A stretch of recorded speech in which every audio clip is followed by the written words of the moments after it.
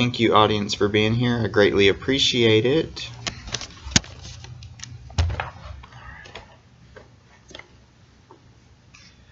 Alrighty, so today I'm going to talk to you about how cancer renewed my faith. That's kind of a strange sentence to hear. You don't really hear that a whole lot, but think about it. Cancer at the age of 24. There's a lot of things that you think about at the age of 24, and I can tell you that cancer is not one of them. Think about things like starting a 401k, finding a career that you enjoy, or getting married, things of that nature. And at 24, your mind's not always on your faith either. It's something that I discovered. Like I said, I was focused on so much more than cancer. When I was diagnosed in late December of 2016, I shut down. I gave up. I laid in bed for almost 3 days, only getting up to use the bathroom, get a drink of water if I needed it. I refused to eat. I felt every emotion that is known to mankind: anger, depression, sadness, just questioning, God, why are you doing this to me? What have I done? Why are you doing this to me? I was laying in bed one day, just feeling sorry for myself, of course, and I just heard this voice, and it was like if they spoke to me clear as day, and they just said, "Is this how you're going to show your faith in me?" And at that exact moment, I knew that God was putting me through this for a reason. Why? I had no idea.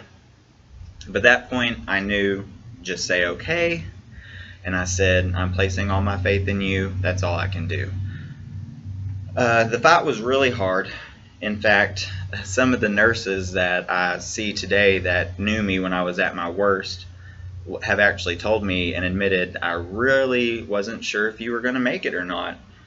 But every time I hear that, it just makes me smile, because I know that Christ saved me.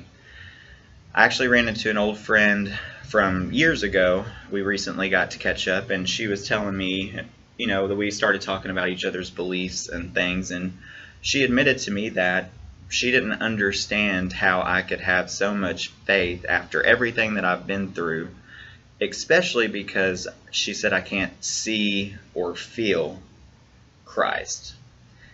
And I just told her at that exact moment, I said, I may not be able to see him, but trust me, I can definitely feel him. And that's all that I need for myself.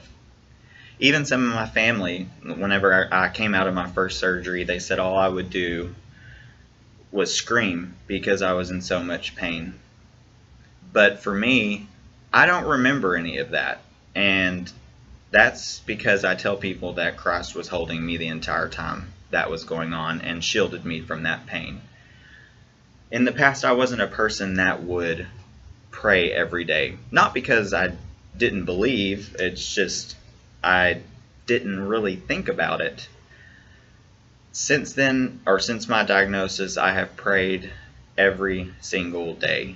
Even if it's just a moment to say thank you for your mercy and grace and everything. But the day that I got that phone call that I was cancer-free, June 2nd of 2017, I was in Round Rock at a place we call the farm. It's where I actually got married. We were visiting family, and I got the phone call very early that morning.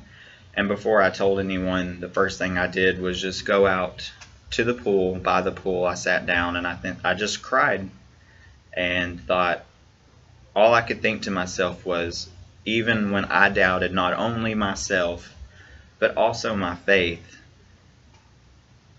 Christ was still there to hold me and renew it all. Cancer taught me a lot. It taught me to cherish every single moment. It was the hardest thing I've ever been through, but also the most humbling. And at times it still brings tears to my eyes just thinking that he took the time to place his hand on my life.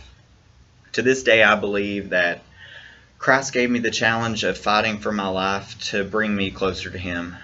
And looking back, I know that I was going in a wrong direction. Not the direction that Christ was wanting me to go. So in that aspect, he not only saved me, but he used cancer to renew my faith. Again, I want to thank my audience and thank everybody at home for listening.